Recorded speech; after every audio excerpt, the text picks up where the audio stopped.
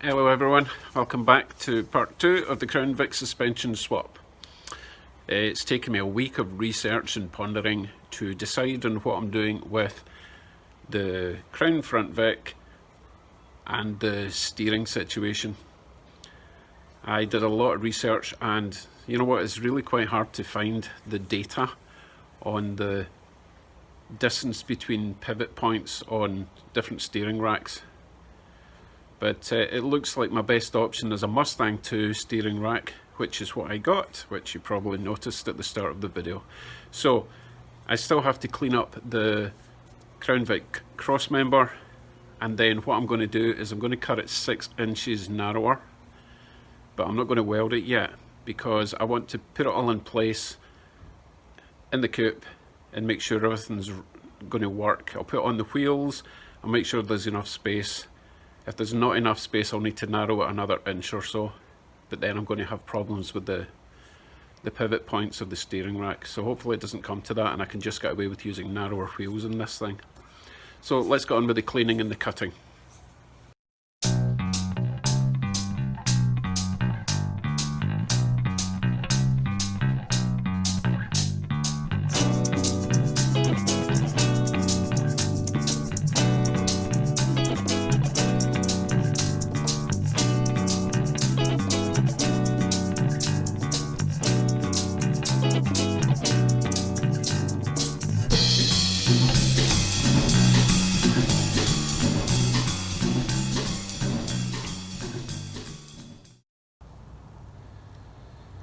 Let's take some measurements while it's on the bench before I cut anything, and I'll try and explain why this is all quite important that I get measurements correct.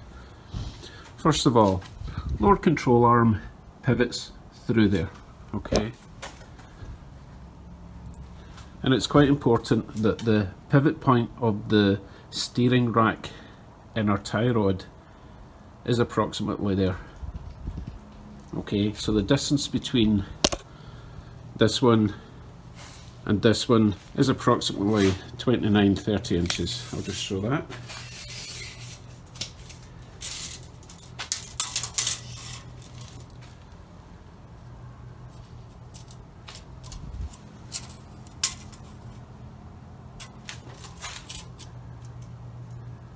It's a bit there. Yeah, so it's about 29.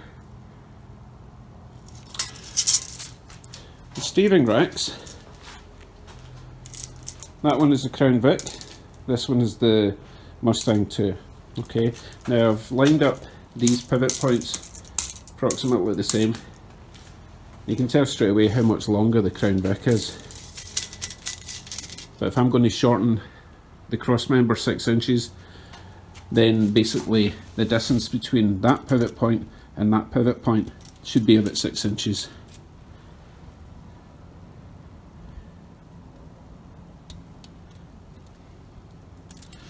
So it's all looking pretty good.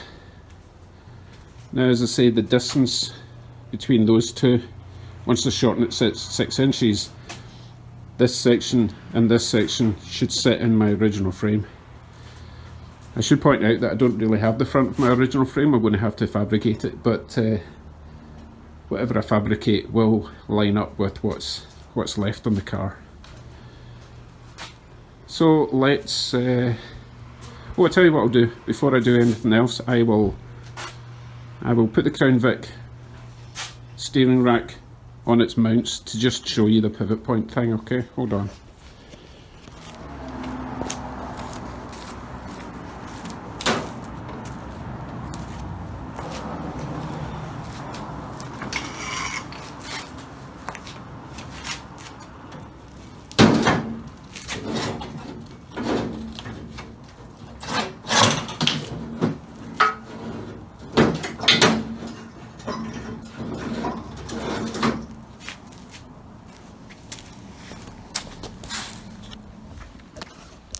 Right, let's take a look at what I'm talking about.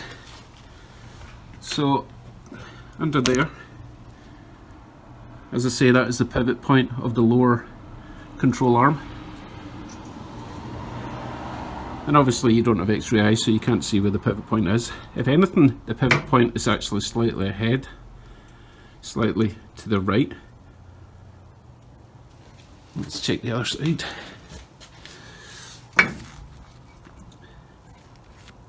Yeah, it's much the same. So basically when your lower control arm goes up, it should be the same arc as that. Hence why I can't use this rack if the pivot point for the lower control arms are way over here. And that's the whole bump steer problem. So I'm good to proceed with the 6-inch cut. Wish me luck.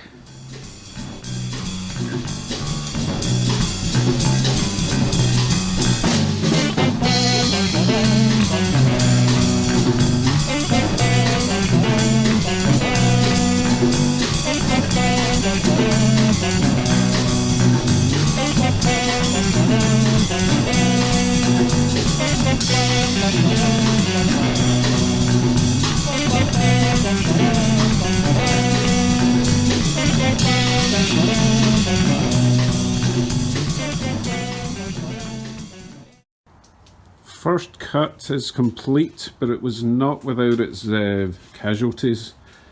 As usual, I didn't take precautions and clamp that side down, or that side down, so this side left the table, but luckily this bucket broke its fall, and now I need a new bucket. Oh well, you know, don't do what I do. Do it properly. So anyway, the cut is actually pretty nice. It's not perfect, but I can put that in a big belt sander to get it perfectly straight. Same with the other side. Well, not that side. That doesn't matter because that's getting cut off here. But I tell you what, this is a lot tougher than it looks. I was actually saying this is harder to cut than the steel version. But then again, I'm probably not using the proper cutting disc. I'm using a steel disc. But still, it's done now. Do the other side and kind of clamp it together and see what my measurements are. Right, next cut.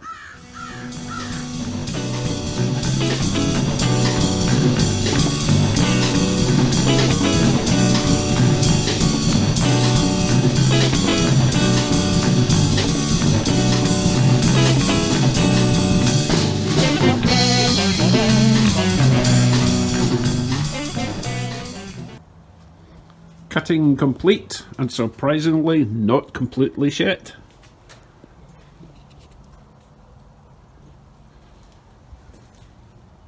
So a little bit of straightening up to do, and then it will get welded up. If it's the right distance, it will get welded up. Otherwise, I might have to trim a little bit more off. But so the next step, I'm going to remount the original chassis rails on there just now, the ones that were chopped off, and then present it to the car. So I need to take all the front panels off of that, remove the temporary front suspension system, slide all that up with its components, and then put the fenders back on and see if it's going to work. Okay. I might just make a little collar just to clamp that on there to keep that in place. Okay, next step, frame rails. The next day.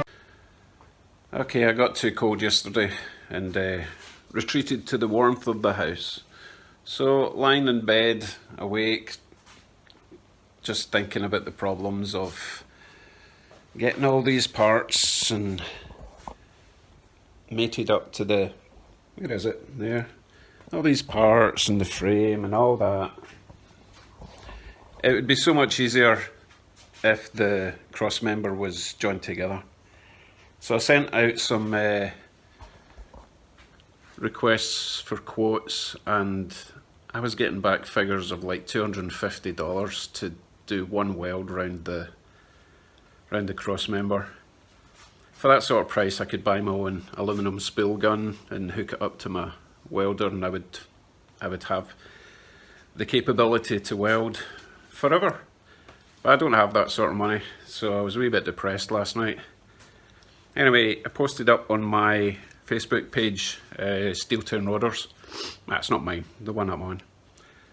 And I think it was Pat came up with the idea. He sent me a link to aluminum brazing, and basically you can buy aluminum brazing rods, which is what I've got, and the propane torch. You heat up the aluminum to like 650, 700 degrees, and you feed the brazing rod in, a bit like soldering but much hotter. So I'm going to give it a shot.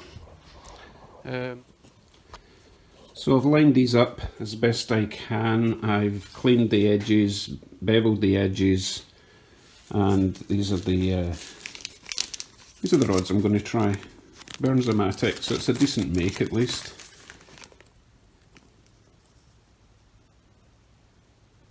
But it's just whether or not my little propane torch will give the right amount of heat, because basically what you do is you heat up this section that you're going to weld, and you feed the rod into it. You don't heat up the rod. So it's okay. It was only $10 for a couple of those rods. If it doesn't get hot enough, then I just need a better torch.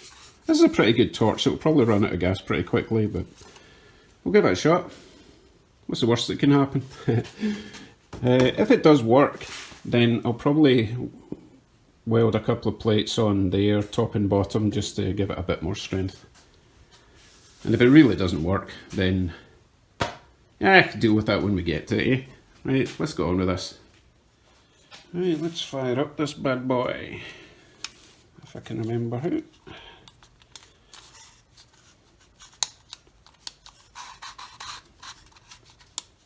Oh, for fuck's sake. What is it? Oh.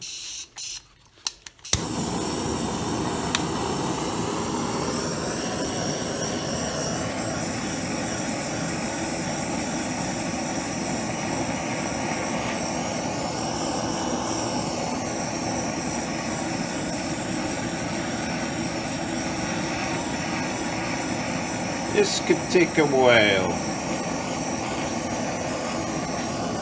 Let's fast forward this section, eh?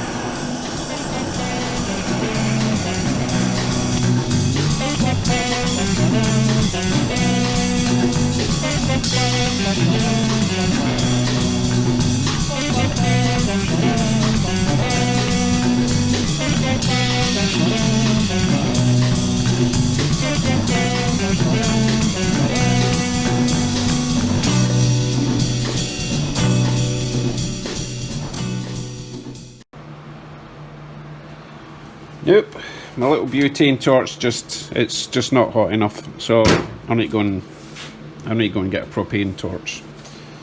Okay, to be continued. Alrighty, let's try this again with some decent equipment. It'll still take a while, so I'll probably fast forward this bit, okay? I'll slow it down again when we get to the right temperature.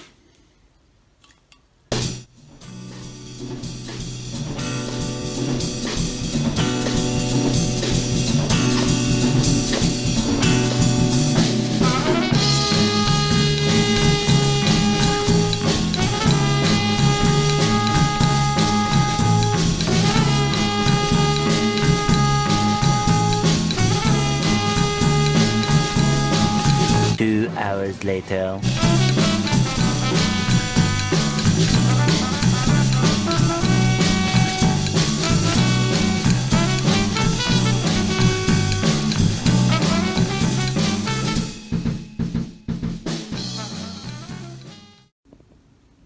Well, that was a bust.